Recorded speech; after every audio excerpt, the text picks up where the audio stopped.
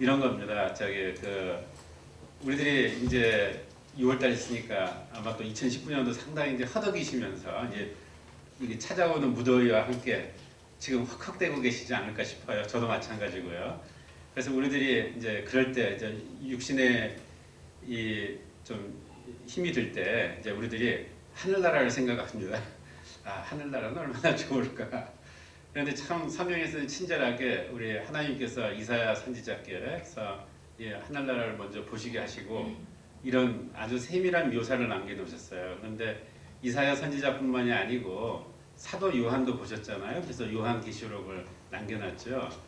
근데 사실 이게 조금 다릅니다. 디스크립션이 아주 그 세밀한 부분으로 들어가게 되면은 묘사가 달라요. 그래서 제가 이제 이 요한계시록에 나와 있는 천국의 그러니까 21장에 나와 있는 그러니까 이 천국에 대한 묘사 거기에도 뭐라고 나왔냐면은요 새 하늘과 새 땅으로 나와 있습니다. 그다음에 이제 이 구약 시대에 봤던 무려 연도수로 한 얼마 정도 차이가 나냐면요 거의 한 7, 800년 정도 차이가 납니다. 그런데도 불구하고 여기서도 새 하늘과 새 땅이다. 그리고 이제 거기에 이제 우리들이 이제 자주 하는 방법이 뭐냐면은요 공통점을 찾는 일이에요. 근데 공통점이 사실은 있습니다. 제가 이제 만약에 이게 성경 공부 시간이었으면은 직접 읽고 찾게 만들어야 되는데 그러면 정말 재밌으셨을 거예요. 공통점을 찾아보면 그 공통점이 제가 그냥 답을 알려드리겠습니다. 뭐냐면은요 나무예요. 나무인데 사실은 이제 조금 뭐하고 관련된 나무냐면은 생명나무입니다. 제가 이제 왜 오늘 이 이사야서를 텍스트로 삼았냐면은요 상당히 이사야 텍스트에서 제 생활 가운데서 닿는 부분이 있었기 때문에 그런 거예요. 제가 이제 스페인을 5월 정확하게 제가 5월 20일에 갔던 거예요. 가서 28일날 제가 돌아왔거든요. 주일날 떨어지니까 주일날 오후 3시더라고요. 그래서 빨리 오면은 우리 성도님들을 볼 수 있겠다 생각했는데 너무 저도 지치고 해가지고요. 이제 그러지는 못하고 아무튼 거의 8일을 다녀오는 바람에 이제 제가 2주를 본의 아니게 빠지게 됐는데요. 제가 이제 스페인을 가면서 이번에 처음 가보는 나라에서 상당히 이제 기대를 하고 갔습니다. 그랬는데 이제 다들 무슨 이야기를 하냐면은 도둑을 조심하래요. 거기를 여러분도 꼭 조심하십시오. 그래서 이번에 이제 전체 회의에 한 10명 정도 되는 한국 분들이 이제 같이 가셨는데 이제 그 중에서 한 4분은 한 이틀만 하고 그냥 가시고 6명만 끝까지 남아서 이제 마지막 순간까지 다 회의를 하고 이제 중간중간에 이제 뭐랄까 뭐 좀 필요한 물건들을 좀 사려고 이제 그런 경우가 좀 있었습니다. 잠깐 이제 스페인을 갔으니까 제가 이제 여러분들한테 혹시 여기 스페인 다녀오신 분 있으세요? 없으신가요? 다녀오셨어요? 우리 정 교수님. 정 교수님만 안 계셨으면 제가 마음대로 거짓말을 할 텐데 단위에서 이거 거짓말하면 또 문제가 있지만은요. 스페인은 한 100만 제곱킬로미터 정도 되더라고요. 그러니까 우리나라의 남북한 합쳐가지고 한 5배 정도. 남한의 면적만 따지면 한 10배 정도 됩니다. 인구는 한 8천만 정도 되고요. 왕국이에요. 스페인이 정통적으로. 그런데 스페인이 왕국만은 아니었습니다. 그 전에는 공화국 시절도 좀 있었고요. 1975년에 이제 프랑크라고 하는 군사 독재자가 이제 죽은 다음에 1981년에 이제 카를로스 국왕이 다시 이제 오면서 다시 스페인이 왕국 체제로 이제 전환이 됩니다. 근데 이제 이 스페인이 역사적으로 보시면은 이베리아 반도가 굉장히 중요한 요충지였어요. 어떤 요충지냐면은 모하메드가 이제 AD 622년에 일종의 계시를 받습니다. 그래서 이제 그게 이슬람 종교의 시작인 거예요. 그러니까 622년입니다. 그래서 이제 자연스럽게 이제 이제 사람들이 모이게 되고 그러다 보니까 힘이 생기니까 이제 이웃 나라들을 침범하기 시작을 하는 거예요. 그래서 당시에 굉장히 역사적으로 오래됐던 기독교의 도시들이 차례대로 점령을 당합니다. 알렉산드리아, 그 다음에 카르타고 지역, 그래서 모로코를 통해 가지고요. 거기에 이제 모로코하고 바로 앞바다를 건너가면은 이베리아 반도가 나오는 거예요. 그게 지브랄터 해협입니다. 옛날에 지리 시간 때 아마 저와 같이 예비고사를 보신 동지들은 많이 그 지명을 외우셨을 거라고 생각을 합니다. 지브랄타 해협인데 폭이 한 4km 정도밖에 안 되는 굉장히 좁은 해협이래요. 그래서 여기를 넘어가지고요. AD 한 700년경에 스페인의 전역을 거의 장악을 했어요. 이슬람 세력들이. 그리고 피레네 산맥을 거쳐가지고 프랑스로 쳐들어갑니다. 그런데 이제 이 이슬람 세력을 막아준 사람이 있었어요. 그 사람이 이제 AD 한 723년경부터 피펜가라고 하는 그 가문이 있는데 이 사람들이 그걸 막아주고 이게 이제 사실은 중세 유럽의 시작이 됩니다. 이게 그래서 이제 마지막으로 사라센을 완전히 사라센 왕국이라고 하는데요. 피레네 산맥에서 격퇴를 하고 이 전 유럽을 이제 보호를 해준 사람이 카알데제라고 하는 사람인데 이번에 그분이 노틀담 성당 앞에 서 있는데요. 노틀담 성당 타는 거 보고 굉장히 안타깝게 생각했을 것 같아요. 동상입니다. 카알데 동상이 이제 노틀담 앞에 굉장히 무섭게 생긴 사람이 있어요. 수염 이렇게 막 기르고 말 타고 있는 사람인데 그 사람이 이제 기독교 수호자가 된 거예요. 그래서 이제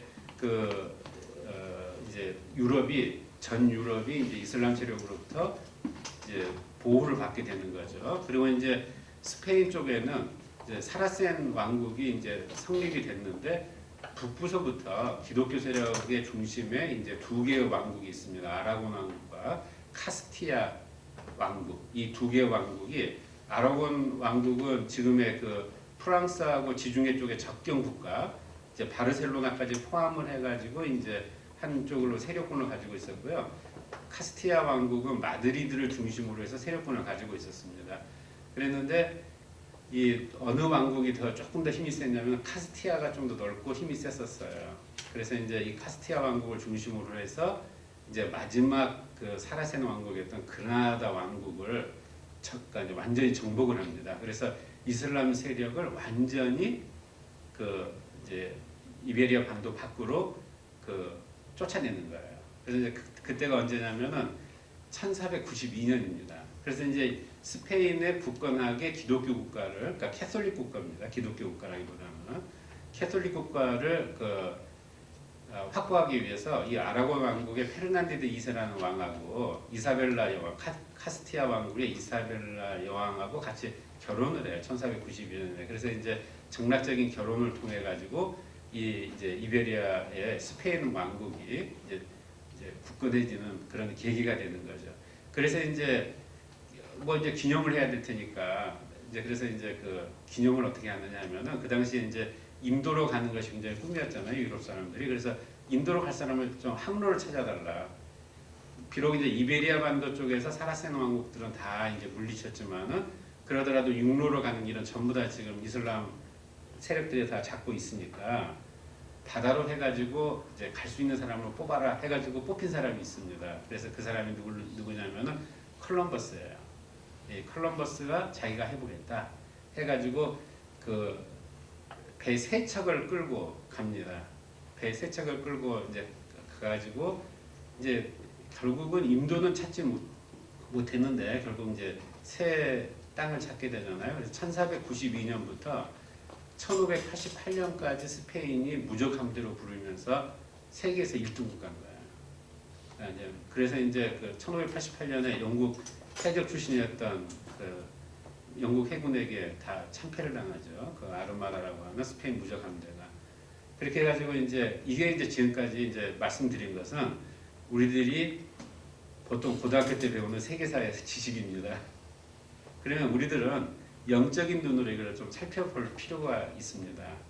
그러니까 이때가 이제 어느 시대냐면은 제가 1492년이라고 그랬잖아요. 그러면 1492년은 그러니까 1492년에 컬럼버스를 계기로 해가지고 신대륙의 막강한 자원을 스페인이 무상으로 공급을 거의 받다시피 해가지고 스페인이 유럽의 제일 가는, 그러니까 세계를 지배하는 국가가 됐거든요.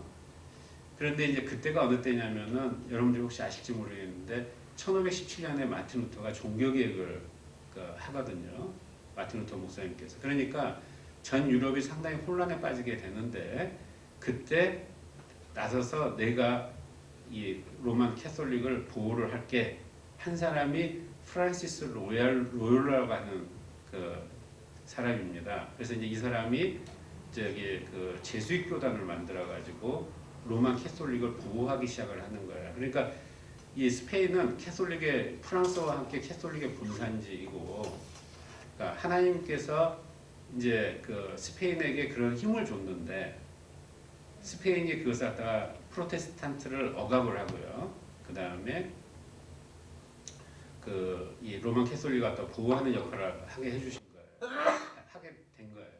그러니까 그 결과론적으로 이야기하면 어떻게 됐느냐? 영국 국교회를 통해 가지고 이제 그 힘을 받은 영국이 그 스페인의 무적 함대를 깨는데 앞장섭니다. 그러니까 다시 말해서 저는 그렇게 생각을 합니다. 스페인이라는 나라가 비록 그 예수 그리스도를 그러니까 이야기했지만은 사실은 그 뒤에 사탄의 음모를 갖다가 보지 못한 것이다.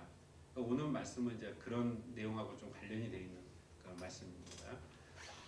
그래서 이제 그 오늘 제가 이제 설교 제목을 그리스도를 본받아 그랬는데요. 혹시 어디서 많이 본 제목 아니세요? 제가 표지를 좀 했습니다. 근데 그분은 아마 돌아가셔가지고 돌아가신 지 아주 오래되기 때문에 저를 갖다가 이 소송을 못 거실 것 같아요. 저작권 침해라고.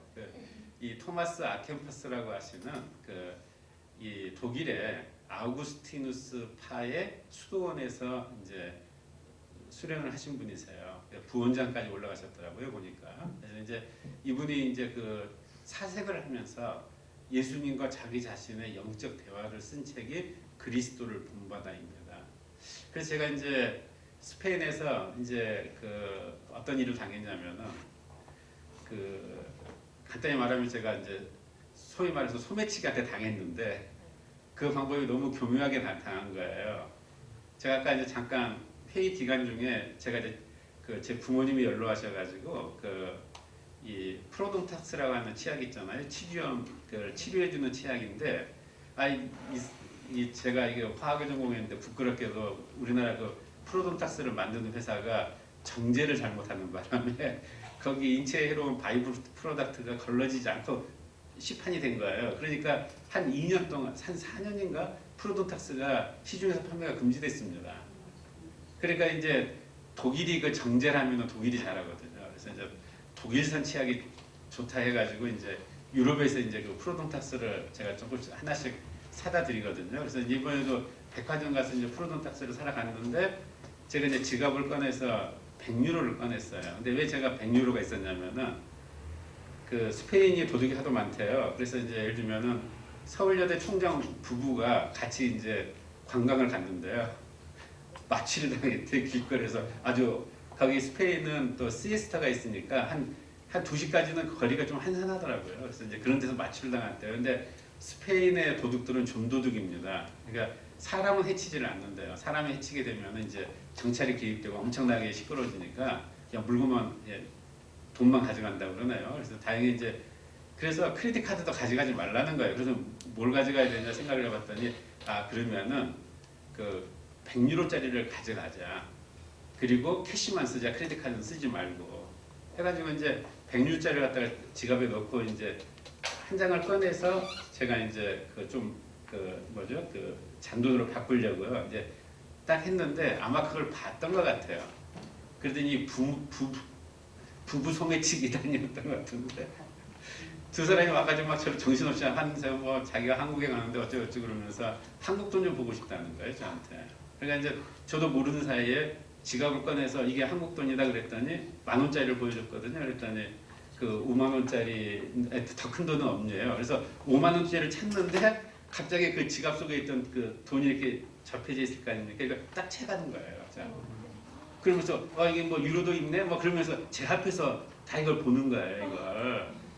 그래서 제가 놀래가지고 너 왜 이러느냐 그랬더니 야 내가 정말 궁금해서 그런 거라고 뭐 잘 안심시키는 거예요. 그러면서 다시 제가 그걸 갖다가 한 10초인가 20초만 다 채가지고 다시 지갑에 넣었어요. 그리고 딱 뒤를 돌아섰는데 갑자기 제 동행했던 사람이 혹시 모르니까 확실하게 찾아보라는 거예요. 그랬더니 그 사이에 100유로를 제가 5장인가 바꿔가지고 갔는데 위에 있는 100유로만 남겨놓고 밑에 걸 싹 채간 거예요. 그 짧은 순간에. 그런데 이제 굉장히 옷도 잘 입고 백화점에서 그랬어요, 더군다나.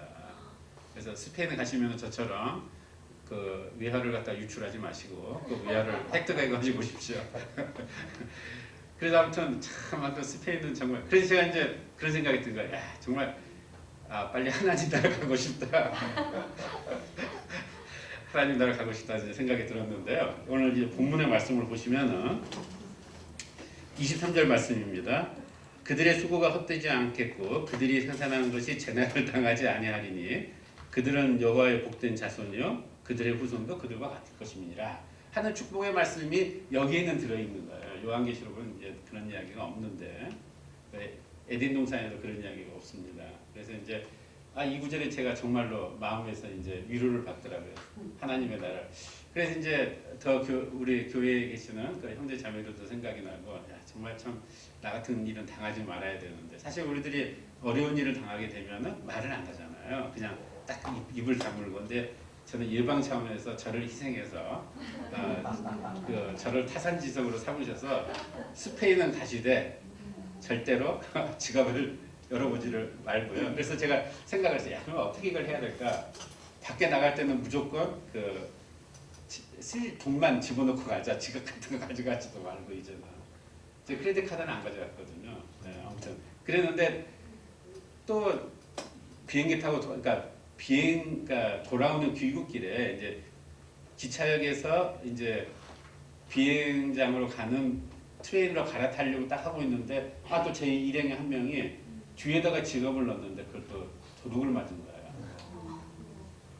아무튼 근데 그것도 아무튼 너무 기가 막히게 도둑을 맞았더라고요. 이게 절대로 아무튼 조심하시고요. 스페인 가시면 아무튼 영적으로 상당히 조금 약간 어두운 것이 있는 나라입니다. 한 반나절 정도 시간이 되어서 그래도 마드리드를 왔으니까 뭘 보러 갈까 했는데 나중에 이제 사람들이 이야기를 해주는 거예요. 거기가 손흥민 때문에 세계 각지, 유럽 각지의 굴지의 소매치기들이 다 모여 집결을 했대요. 그래가지고 조심하라고. 그 이야기를 또 진작에 해줄지 제가 당한 다음에 아무튼 그런 일이 있었습니다. 그래서 이제 그러니까 마드리드 이제 그 거리를 좀 가보니까 확실히 색깔이 제가 가본 어느 나라하고 좀 많이 다릅니다. 그런데 스페인에 위대한 미술가들이 많더라고요. 그래서 제가 이제 박물관 2군데를 갔었는데 제가 미술책에서만 봤던 것들을 실제로 진품을 보고 왔습니다. 여기 한 미술관을 갔더니 현대미술관인데 거기가 이제 피카소의 게르니카라고 하는 작품이 있다고 그래서 제가 이제 보고 왔는데 확실히 미술관에 가니까 배울 만한 것들이 많이 있더라고요. 게르니카가 벽화입니다. 그러니까 스페인 바스크 지방에 있는 아라곤 왕국이 통치하던 지역이에요. 바스크 쪽에 있는 게르니카라는 조그만 도시에 1937년에 프랑스에서 내전이 일어날 때 독일 나치스가 프랑코라고 하는 그 장군을 지지를 해줘요. 독재자를. 그러니까 독재자들끼리는 서로 통하는 것 같습니다. 그래서 나치의 공군을 보내가지고 게르니카라는 마을을 갖다가 예고도 없이 공습을 해가지고요. 하룻밤 사이에 2,000명이 죽어요. 그 이야기를 들은 피카소가 그때 파리에서 이제 엑스포가 열렸는데 자기가 스페인관에다가 이 참상을 알려야 됐다 해가지고요. 2달 동안 정신없이 그림을 그립니다. 그래서 이제 큰 벽화를 완성을 시키는데 여러분들 피카소 그림을 보면은 막 제각각이잖아요. 사람 얼굴이 코가 이상한 데 붙어 있고. 근데 그걸 이용을 한 거예요. 그래서 인간이 가지고 있는 무한한 공포에 대한 어떤 공포심 이걸 그림에다 담았습니다. 근데 거기에 이제 무엇을 하나를 기점으로 해가지고요. 제가 이제 이거 보여드리면 강의가 돼서 제가 그냥 설명을 드리겠습니다. 어떤 하나의 가운데 있는 것을 기점으로 해가지고 양쪽이 상당히 대칭적으로 되어 있고요. 사람들이 다 공포에 질려가지고 다 손을 들고 하늘에다가 이렇게 부르짖는 그런 모습들이 다 있고 이쪽에는 이제 소그림이 그려져 있어요. 아마 이제 스페인의 투가 유명하니까 아마 소를 통해 가지고 공포를 나타내려고 하는 그런 제 말이 아니고 평론가들의 생각입니다. 아무튼 이제 그렇게 하고 있는데 제가 딱 어떤 생각이 들었냐면 피카소가 가운데 있는 무엇을 제일 마지막에 그렸겠다. 그게 혹시 뭔지 아세요? 뭐였을까요? 가운데 있는 거. 거기다가 저 같았으면 십자가를 딱 그려놨을 텐데 그래도 예수님 소망이시다 하는 걸 그려놨을 때 거기다가 십자가 대신에 전구를 그려놨어요. 그 어둠캄캄한 속에서도 빛이 나온다. 해가지고 거기다가 희망을 그려놨더라고요, 피카소가. 뭐 이제 그런 그림도 보고 오고, 그 다음에 이제 곳곳에 그 박물관에 이제 많은 그림들이 이렇게 있는데, 아마 이제 그런 것 때문에 이제 상당히 그 스페인이 이제 그 이 색채감에 있어서 굉장히 다른 나라더라고요. 굉장히 다른 어떤 디자인 같은 것들을 굉장히 잘하고요. 그래서 이제 어떤 생각이 들었냐면은 상당히 멋있게 보이는데 굉장히 싸더라고요. 뭐 가방이나 뭐 무슨 디자인한 것들이. 쇼핑할 때 조금 라이징하는 이 패션 브랜드를 선택하고 오시면은 투자도 되지 않을까 뭐 그런 생각을 했습니다. 근데 저는 아무튼 몇백 유로를 갖다 이룬 다음에는 전혀 이제 정신이 없어가지고 그냥 통과했습니다. 자, 그래서 오늘 이제 제가 오면서 이제 어떤 생각을 했냐면, 정말 참 그 인생이 앞으로 그 정년을 한 다음에 정말 하나님을 사랑하는 형제 자매들과 같이 모여서 하나님께 영광을 돌리면 얼마나 좋을까 하는 그런 생각을 하게 된 거예요. 바로 그 부분이 뭐냐면은 수도원의 생활입니다. 아까 제가 프란시스 로욜라가 제수교단을 만들어서 수도원 생활을 강화를 시킨 거예요.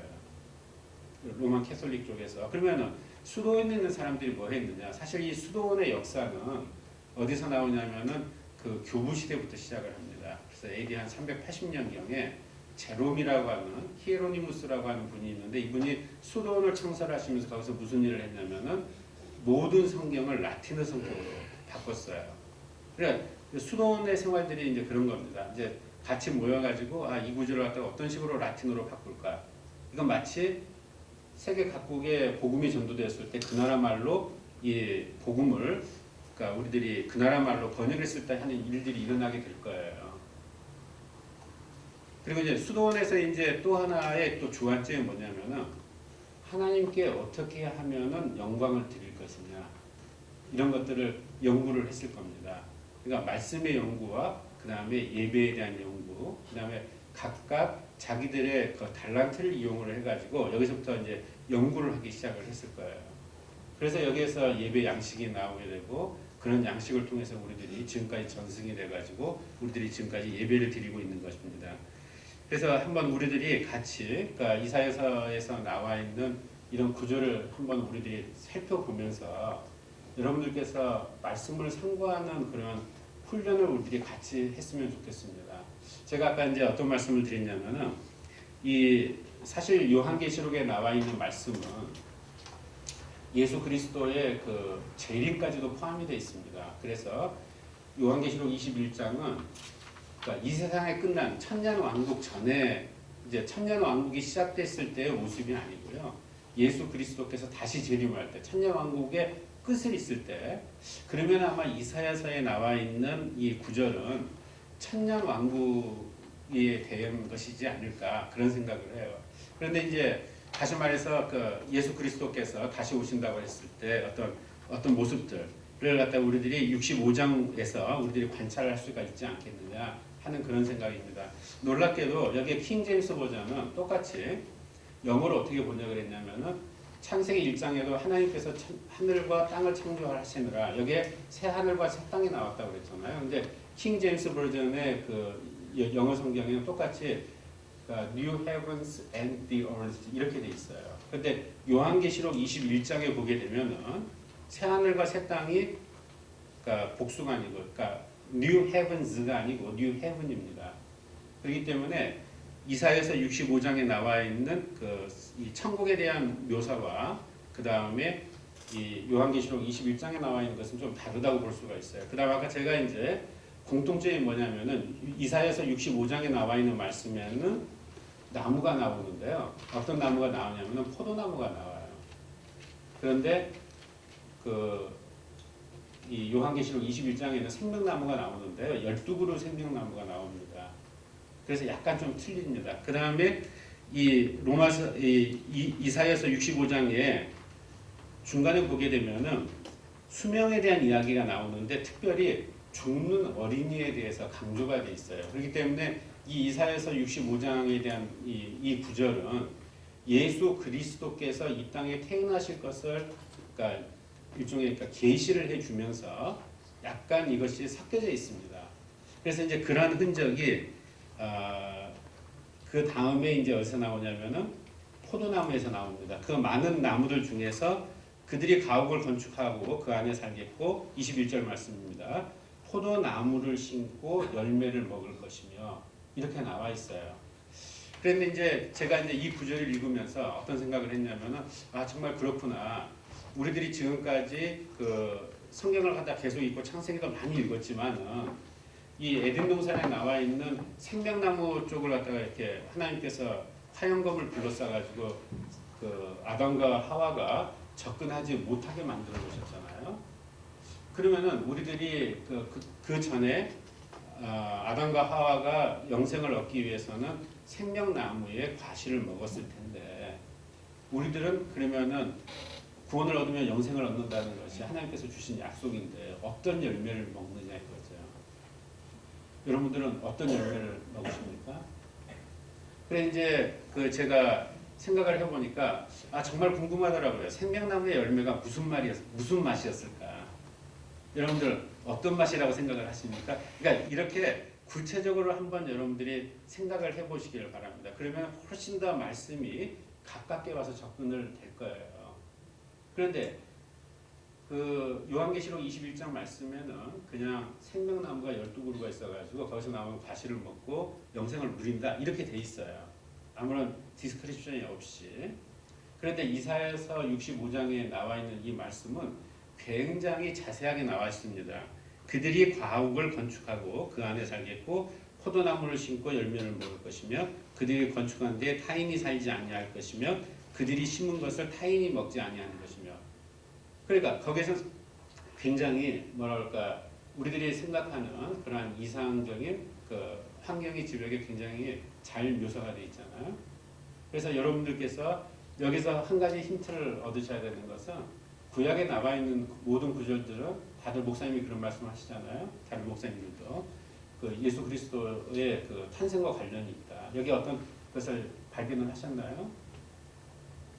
그래서 저는 이제 이 구절을 읽으면서 어떤 생각이 들었냐면은 아 이게 사도 요한께서 말씀하신 거였구나. 여러분들 사도 요한이 쓰신 요한복음서 그 요한복음 15장 말씀을 한번 읽어보시죠. 요한복음 15장 말씀.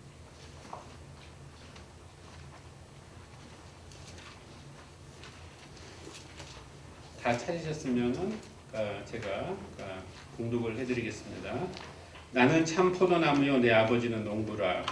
물은 내게 붙어 있어 열매를 맺지 않는 가지는 아버지께서 그것을 제거해 버리시고 물은 열매를 맺는 가지는 더 열매를 맺게 하려 하여 그것을 깨끗하게 하십니다. 그런데 예수 그리스도께서 이 말씀을 하신 그 포인트가 굉장히 절묘합니다. 어떤 때 말씀을 하셨냐면요. 14장 마지막 절에 보혜사 성령을 간구하라고 그랬거든요. 그런데 예수님께서 제일 처음에 하신 설교 중에 한마디가 무엇이었냐면은 귀 있는 자를 들을지며 눈 있는 자는 볼지어다 이렇게 돼 있어요. 그러니까 다시 말해서 예수 그리스도께서 이 세상에 왜 오셨느냐 하는 것이 뭐냐면은 예수 그리스도께서 참 포도나무신 거예요. 다시 말해서 예수님 자신이 생명나무입니다. 그렇기 때문에 우리들은 무엇을 먹어야 되죠? 다시 한번 제가 여러분들께 질문을 드리겠습니다. 무엇을 먹어야 될까요? 예수님으로부터 나온 과실을 먹어야 되는 거예요. 그 과실이 뭐죠? 말씀인 거예요. 그러면 여러분들이 그 예수님의 말씀이 어떤 맛인가요? 잘 모르시면은 찬송가에 잘 나와 있습니다. 달고 오묘한 그 말씀, 생명의 말씀은. 그러니까 다시 말해서 이 가사를 쓰신 분은 1870년대 미국의 부흥운동을 이끌으셨던 블리스라고 하는 목사님이세요. 참 이름도 참 좋으시죠? 블레스에 조금 비슷하게 블리스예요. 그러니까 다시 말해서 여기서 뭐가 통하고 있나요 지금? 성령이신 하나님이 통하고 있잖아요. 이사야서는 어떻게 해서 이사야서 65장을 쓰게 되었을까요? 그 성령이신 하나님께서 영적으로 보여주신 거예요. 그러니까 이 말씀을 기록한 사람들이 자기가 본 걸 그대로 기록을 한 겁니다. 요한계시록을 쓰신 사도 요한은 어떻게 해서 요한계시록을 썼죠? 자기가 소설을 썼나요? 그게 아닌 거예요. 내가 계시를 본 거예요. 그러니까 정말 떨리고 두려운 마음으로 자기가 본 걸 그대로 적은 겁니다. 그러니까 이게 통하는 거예요. 아까 제가 말씀을 드렸던 블리스라는 분도 생명나무의 과실이 어떤 맛이었을까를 갖다 생각을 했을 거예요. 거기에서 예수 그리스도의 말씀이 생명나무의 열매다. 우리들이 그 열매를 먹었을 때 우리들이 영생을 얻게 되는 거구나. 그렇기 때문에 예수 그리스도께서 이 말씀을 나는 참 포도나무요 라는 말씀을 하시기 전에 너희들은 그것을 깨닫기 위해서는 누구의 도움을 받아야 된다고요? 보혜사 성령님의 도움을 받아야 되는 거예요. 우리들이 말씀을 읽을 때 성령이신 하나님의 도움을 받지 않고서는 이 맥이 이어지지가 않습니다. 그래서 여기서 우리들이 그 맥이 이어집니다. 그래서 그러면은 그 다음에 나와 있는 그 구절의 말씀을 여러분들이 쉽게 이해하실 수 있으리라 생각을 합니다. 22절 말씀을 보시게 되면은 이는 내 백성의 수환이 나무의 수환과 같겠고 이렇게 나와 있어요. 사실 포도나무는 금방 열매 안 맺으면 찍히니까 뭐 몇십 년이면 죽잖아요. 근데 그 앞에는 뭐라고 나왔냐면은 사람이 100년도 못 살아서 죽으면은 죄인이라고 일컬음을 받을 거라고 했단 말이에요. 그러니까 여기서 말하는 포도나무는 우리들이 보는 포도나무인가요? 아닙니다. 이것은 다른 큰 의미가 있었던 거예요. 그런데 이것을 썼던 이사야는 그 의미를 알고 썼을까요? 아마 알았을지도 모르죠. 왜냐하면 하나님께서 그 전체의 비유를 보여주셨으니까. 더나 이사야서는 그 앞에 40장 3절 말씀에 그 광야에서 외치는 소리가 있으니 들어라 해가지고 그 세례 요한이 나와서 예수님의 길을 갖다가 곱게 할 것이다 하는 것을 예언을 하셨거든요. 그렇지만은 그것을 갖다가 주석을 못 쓰고 아마 순교를 하셨을 거예요. 그러니까 후대에 있는 사람들은 이 말씀을 통해서 이것이 강력하게 예수 그리스도를 말씀을 하고 있는 거구나. 그러면 우리들이 어떻게 살아야 되죠? 예수 그리스도의 말씀을 먹고 살아야 되는 거예요. 그러면은 영생을 얻을 수 있는 것을 여기서도 좀 보여주고 계시는 겁니다. 그런데 더 놀라운 사실이 하나 더 있습니다. 제가 요한복음 3장 16절 말씀을 주제로 해서 제가 말씀을 증거를 할 때 하나님 세상을 이처럼 사랑하사, 거기 사람을 이처럼 사랑하사 독생자를 주셨으니 그랬으면은 굉장히 우리들한테 행복하게 들렸을 거예요. 그런데 거기다가 사람이라고 하지를 않고요. 세상이라고 그랬어요. 그러니까 그래서 그걸 통해 가지고 이 전체 우주의 질서를 갖다가 회복을 시키겠다. 그리고 그 전에는 예를 들면은 사자라든지 그 육식 동물들은 전부 다 풀을 먹었을 텐데, 그렇죠? 우리들은 전혀 그런 생각을 못 하잖아요. 그냥 사람이 쫓겨났구나 이렇게 생각을 하지. 육식이 그 당시에는 허용이 되지 않았을 때니까 사자나 그러면은 예를 들면 일이나 이런 육식동물은 무엇을 먹었을까 생각을 못하는 거예요. 이 성령이신 하나님의 도움이 없으면. 그런데 여기에서 친절하게 그것을 갖다가 알려주고 있습니다. 이리와 어린 양이 함께 먹을 것이며 사자가 소처럼 짚을 먹을 것이며 이런 것을 예언을 하고 계시는 거예요. 이때가 오게 되면 우리들이 완전히 바뀌어지는 세상이 된다. 그런데 그것이 하나님께서 참 보시기에 좋았더라고 말씀하시는 그 세상으로 돌아가는 거예요. 그런데 더 섬찟한 사실이 하나 더 있습니다. 자, 뱀은 무엇을 먹죠? 흙을 먹는다고 되어 있어요. 왜 이 구절이 갑자기 왜 들어갔을까요? 왜 들어갔을까요? 일종의 이런 거예요. 하나님께서 딱 보여주시는데 참 그런데 말이야. 뱀은 용서할 수가 없어. 뱀 먹는 것은 변하지가 않아. 뱀은 언제부터 흙을 먹게 됐죠? 아담과 하와가 죄 지은 다음부터. 종신토록 너는 흙을 먹을 것이며 흙이 너 식물이 될 거라고 그랬거든요. 근데 여기서도 똑같은 말씀을 하세요. 이게 무슨 말씀일까요? 하나님께서 모든 생명들은 구원을 해줄 수가 있는데 한 존재만은 구원을 못 해주시겠다. 그러니까 뱀을 갖다 탁 해서 콕 집으셔가지고 이걸 말씀을 하시는 거예요. 그런데 요한계시록에 보면 어떻게 되죠? 오래된 그 뱀은 불못에 던져지운다고 그랬잖아요. 그러니까 이게 그러니까 이 세상에서 일어나는 일들이 우리들이 겪고 있는 매일매일의 힘든 삶들이 또 우리 아까 마리아 전도사님이 간증하시는 거 보고 어쩌면 내 집사람이 하는 이야기하고 똑같을까 이제 그런 생각을 했어요. 밤낮 저를 섬겨줬대요. 자, 그러한 일들이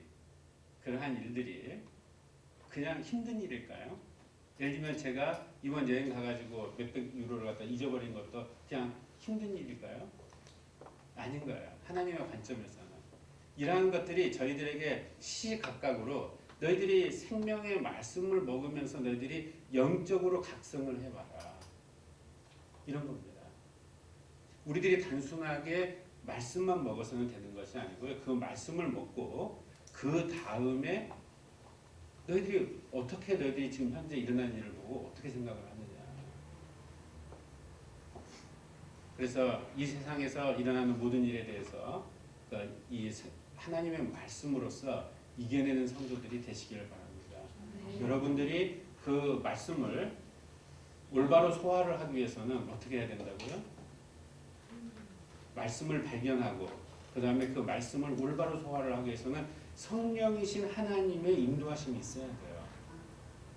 자, 예수님께서는 그냥 귀 있는 자들은 들을지어다, 눈이 있는 자들은 볼지어다 이렇게 말씀을 하셨어요. 마태복음 11장에서. 그랬는데 사도 요한께서는 거기다가 하나를 덧붙이십니다. 여러분들 요한계시록 하면은 뭐가 생각이 나죠? 제일 처음에 7개의 교회가 여러분들이 생각이 나실 거예요. 이 7개의 교회는 에베소 교회부터 시작을 해가지고 라우디게아 교회까지 7개의 교회가 있죠. 그 7개의 교회에 대해서 쭉 하나님의 말씀을 증거를 합니다. 여기서부터 그 요한계시록이 시작이 됩니다. 마치 이 패턴은 어떤 패턴하고 비슷한가요? 창세기에 7일이 나와 있는 것하고 똑같잖아요. 그런데 창세기의 하루하루들은 뭘로 끝났죠? 보시기에 참 좋았더라. 참 좋았더라로 끝나요. 그런데 요한계시록에도 비슷한 통일성이 있습니다. 교회에 대해서 다 예언을 한 다음에 그 다음에 꼭 한마디씩 더 들어가 있어요.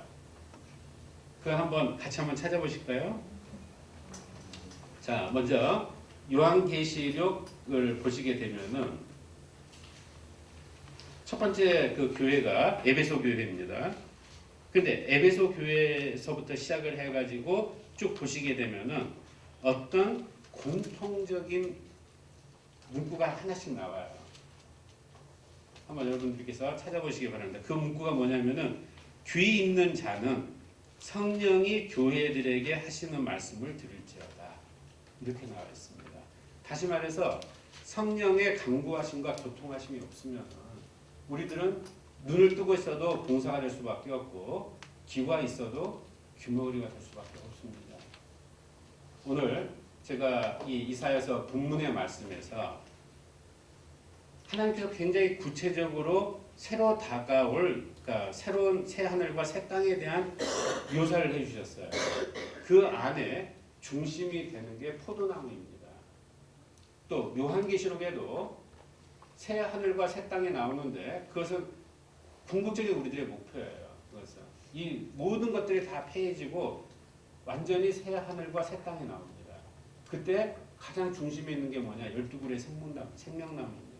이것이 요한복음 3장 16절의 말씀과 맞물려 가지고 결국은 하나님의 목적은 우리 사람들을 너무너무 사랑하셔 가지고 우리 사람들을 구원을 해주신다는 약속입니다. 무엇을 통해서요? 생명나무입니까? 성령의 하나님의 도움을 받으시면은 생명나무 뒤에 예수 그리스도가 있다는 걸 여러분들이 깨닫게 되실 거예요. 예수 그리스도로 말미암아서 우리들이 새하늘과 새 땅을 통해서 구원을 얻는다는 확신을 모든 성경에서 하나님께서 증거를 해주고 계십니다. 그래서 제가 오늘 이 말씀을 준비를 하면서 기도를 했습니다. 우리들이 각자의 그 간구들이 다 있고 또 각자들의 소망이 있을 것입니다. 이러한 것들이 다 우리 인간들이 해줄 수 없는 이 부분들이 많아요. 우리들은 하루 한치의 앞길을 내다볼 수가 없는 그런 굉장히 미약한 존재입니다.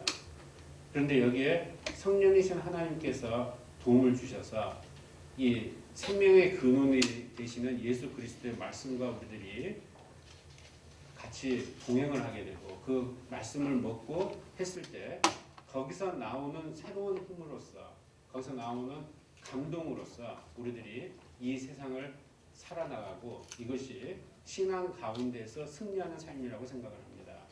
그리고 이것이 그 토마스 아킨퍼스부터 시작이 됐던 그 그리스도를 본받으라고 하는 그 큰 주제에 대한 우리들의 해결점입니다.